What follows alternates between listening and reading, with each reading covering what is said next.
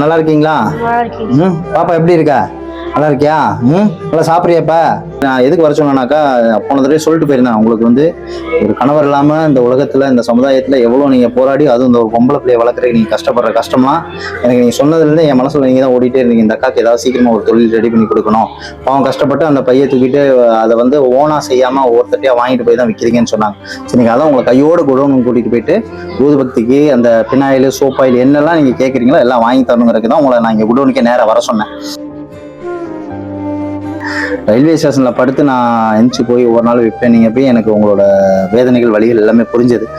அவங்களுக்கு வயிறு வலி, வயிறு வலி அவருக்கா? ஐயாக்கா? இப்ப அவர் இல்லைன்னா எப்படி நீங்க விற்க போவீங்க? போக முடியாது, வீட்டுல தான். அவர் வந்ததுக்கு அப்புறம் தான் போகணுமா? தனியா போய் உங்களுக்கே தெரியாது?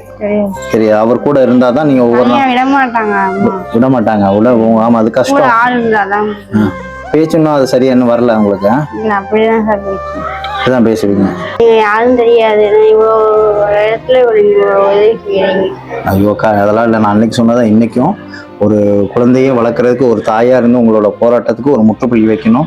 உங்களோட கஷ்டங்கள் முழுசா தீர்க்க முடியுமான்னு என்னால் தெரியல. ஆனால் ஒரு சகோதரனா என்னால் அந்த வருமானத்துக்குன்னு ஒரு வழி ஏற்படுத்தி கொடுத்துட்டா நீங்கள் இந்த பிள்ளையை எப்படின்னா வளர்த்துருவீங்கிற நம்பிக்கை எனக்கு இருக்கு. நான் போராட்டத்துக்கு நடுவில் இதெல்லாம் விட கணவரோட சப்போர்ட் கிடையாது. அவர் முன்னாடி வாழ்ந்து ஜெயிக்கணுங்கிற வெறி உங்கள் மனசில் இருக்கல, அந்த வெறிக்காகவும் இந்த ஒரு குழந்தையோட முகத்துக்காகவும் தான் உடனே சரி உங்களுக்கு செஞ்சு கொடுக்கணும் அப்படிங்கிறது தான் வர சொன்னது. அதனால் நீங்கள் எதை நினச்சி கவலைப்படாதீங்க. ஐயாவுக்கு உடம்பு சரியாயிடும், நான் கொஞ்சம் பணம் தரேன், ஐயாட்ட அவர்கிட்ட கொடுங்க, சரியா? ஏதாவது தேவைன்னா அவரை பார்த்துக்கோங்க, கேட்டேன்னு சொல்லுங்க. நான் இடையில வந்து ஒரு நாள் நாங்கள் வந்து பார்க்குறேன். வாங்கணுங்கிறது என்னென்ன பற்றியெல்லாம் ஓடாது எல்லாமே பொருள் உங்களுக்கு தெரியும்ல? ஓகே, அப்போ நான் இப்போ கையோட கூட்டு போகிறேன். நீங்கள் வாங்கிடுங்க, என்னென்ன பொருள் வேணும், என்னெல்லாம் தேவை அப்படிங்கிறத பார்த்து வச்சு வாங்கிட்டு அதை நீங்கள் வியாபாரத்துக்கு எடுத்துகிட்டு போங்க. இனிமேல் நீங்கள் ஒரு பிஸ்னஸ் உமனாக மாறுங்க. இனிமேல் யார்ட்டையும் நீங்கள் போய் காசு கொடுத்து வாங்கிட்டு போகணும். இனிமேல் சொந்தமாக நீங்கள் வச்சு நீங்கள் பண்ணுங்க. அதான் என்னோட ஆசை.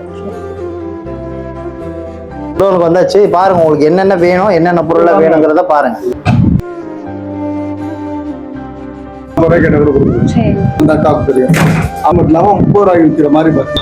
நீங்க கேட்ட மாதிரி வினாயில், சோப் ஆயில், இந்த இது ப்ளீச்சிங் பவுடரு, பக்தி, கப் சாம்பிராணி, இந்த பக்தி எல்லாமே இந்த சாக்கு ஃபுல்லா எல்லாமே இருக்கு, சரியா? இது ஃபுல்லா பக்தி இருக்கு. இது எல்லாமே நீங்க கேட்டது எல்லாமே இருக்கு. இனிமே நீங்க போய் உங்க வியாபாரத்தை நீங்க பார்க்கலாம். யாரையும் போய் நீங்க கையுமே காசு கொடுத்து வாங்கிட்டு போய் நீங்க வித்து அதை போய் திருப்பி அடைக்கணுங்கிற அவசியம் இல்லை. நீங்க சொந்தமா இதை பண்ணுங்கிறதுக்கு தான் மொத்தமா வாங்கியாச்சு, சரியா? நீங்க பண்ணிருக்கீங்க. இனிமே கூட போயிட்டு எல்லாத்தையும் வித்துட்டு வந்துடுவீங்களா? உங்க பொண்ணை படிக்க வச்சிருக்கீங்களா? கஷ்டம் தீர்ந்துருச்சா? ஓகே, சந்தோஷமா இருக்கா? அவனுக்கு ஹாப்பியா? இந்தா ஸ்நாக்ஸ் உங்களுக்கு தீனி. சரி, இது சந்தோஷம். போய் நல்லபடியாக வியாபாரம் தொடங்க, நல்லபடியாக பண்ணுங்க. எப்போ என்ன கஷ்டம்னாலுமே உடன் பிறந்த சகோதரனாக இருக்கேன். எனக்கு ஒரு ஃபோன் மட்டும் பண்ணுங்க, உங்களை தேடி எல்லாமே வந்து சேரும். பணம் இருக்கு.